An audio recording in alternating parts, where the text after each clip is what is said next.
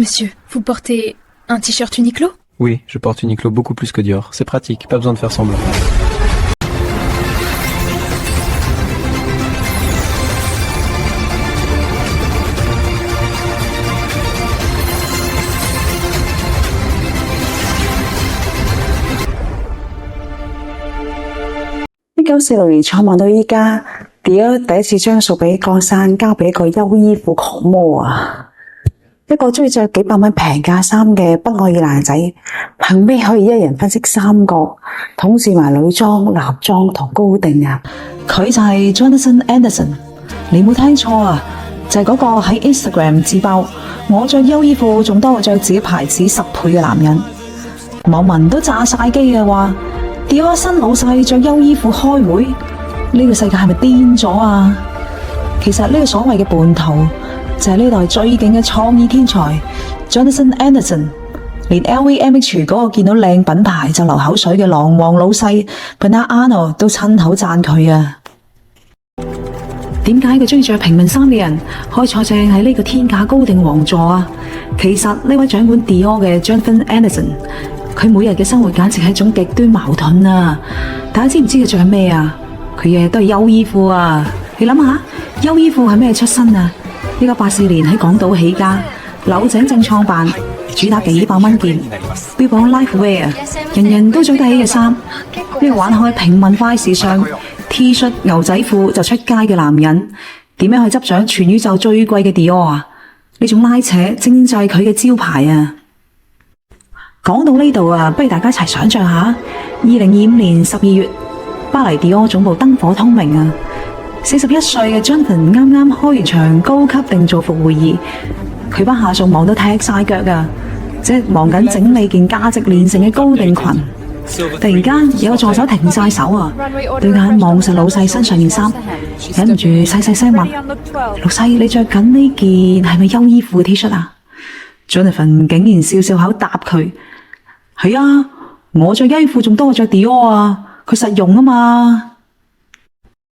呢句真係唔係講笑噶，由佢 Instagram 到訪問，佢都不停強調呢個癖好啊。優衣庫嘅牛仔褲、海雲衫、風衣就係佢日常嘅戰衣啊，甚至有人傳佢喺 Dior 收場後台件幾萬歐元嘅西裝入邊都係着住優衣庫打底嘅。呢種叛徒性格反而令全世界粉絲都癲咗啊！大家喺 TikTok 瘋傳一句話 ：Jonathan 設計嘅 Dior 太貴買唔起。咁就買佢同優衣庫聯成嘅 JW Anderson 系列啦。你諗下，幾百蚊歐元就可以買到佢將傳統英國鄉郊紳士風嗰種打獵啊、釣魚嘅經典造型，配埋芥末黃、鐵鏽紅，仲加埋 Dior 式嘅解扣剪裁，哇！幾百蚊即可以着出高定風格，真係抵到爛啊！直情係平民嘅福音啊！講到呢度，你可能會問：點解呢個人咁中意玩矛盾嘅？其實一切都由佢童年講起啊！1984年 ，Jonathan 出生喺北愛爾蘭嘅一個偏遠小鎮。大家諗下，嗰度當時係處於動盪時期啊，周街都係檢查站，隨時會有爆炸，氣氛嗌到令人窒息啊！佢老豆係橄欖球明星，阿媽係業餘演員。呢個家庭每年夏天都會做一件事，全家走難式咁逃去西班牙嘅伊比沙海灘，一邊係充滿硝煙同檢查站嘅北愛爾蘭。另一邊係自由狂歡，日落好似鑲金嘅海邊天堂。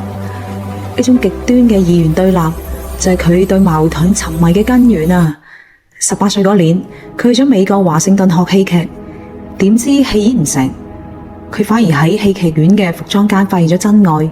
原來衫係有魔力噶。佢仲喺華盛頓嘅 Dupont Circle 嗰度係美國同志社群嘅歷史心臟，第一次揾到自己真正嘅歸屬感啊！佢形容嗰陣嘅生活瘋狂到好似所有嘢都免費咁啊！呢種放開懷抱嘅勇氣，亦都變成咗佢日後設計嘅靈魂。之後咧 ，Anderson 翻歐洲啦，創立咗自己嘅品牌 JW Anderson。2008年啱啱起步嗰陣啊，佢仲窮到咧要分工作室啊！阿爸阿媽咧甚至要抵押埋層樓嚟幫佢追夢。直到2013年，佢設計咗一條荷葉邊短褲俾男人着，俾英國媒體鬧到飛起啊！但就係呢份挑戰傳統嘅膽量，令到佢一炮而紅啊！同年，佢仲接手咗西班牙百年皮具老牌啊 Loewe。佢將細個喺伊比沙島嗰種暖粒粒、自由自在嘅精神注入去啊，仲發明咗嗰個可以好似摺紙咁摺埋嘅 puzzle bag。結果點啊？Loewe嘅生意額有幾億歐元，直接飆到20億啊！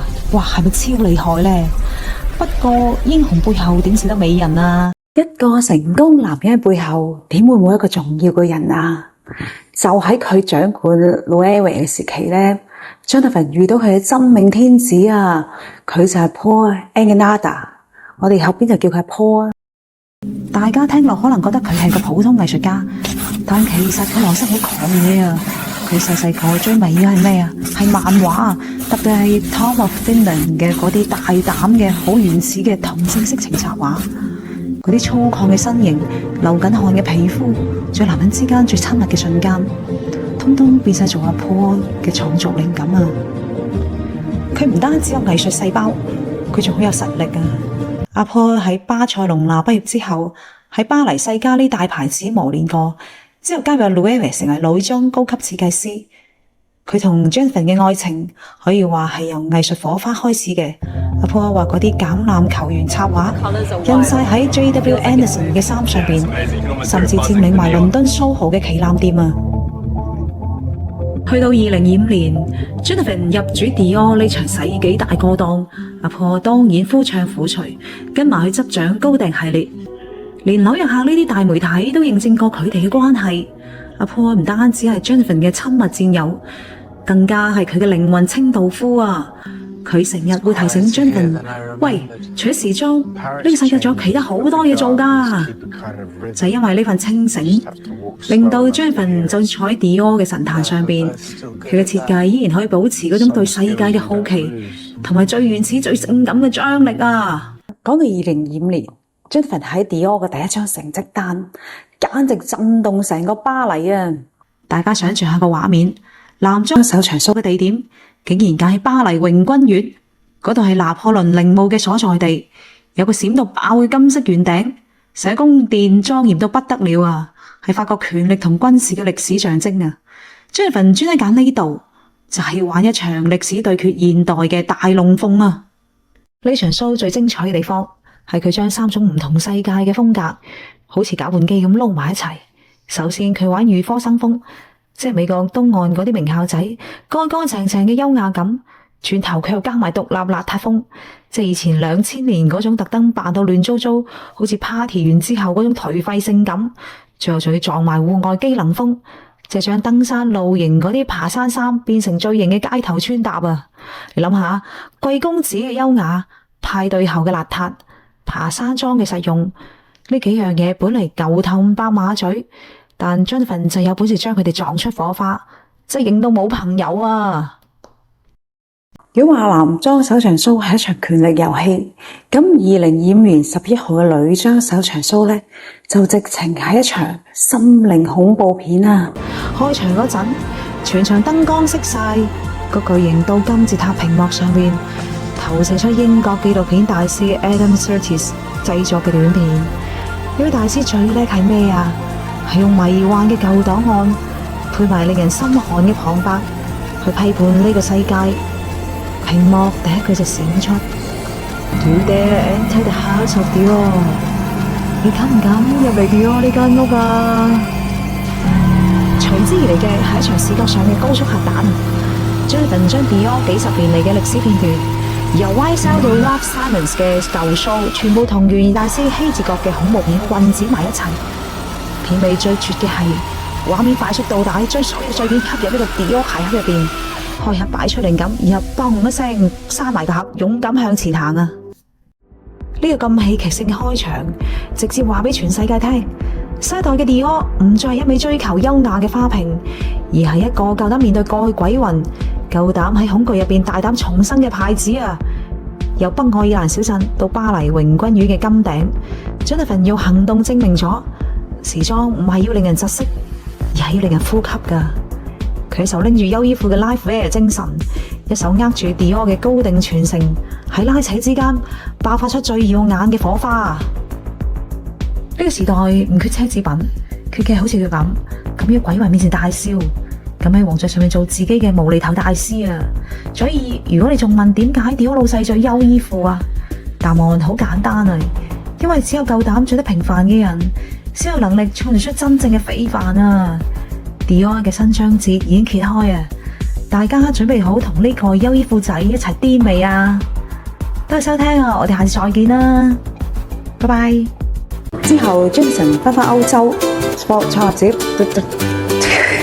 其實呢啲一切，呢個中意着幾百蚊嘅咩嘢啊？中意着幾百？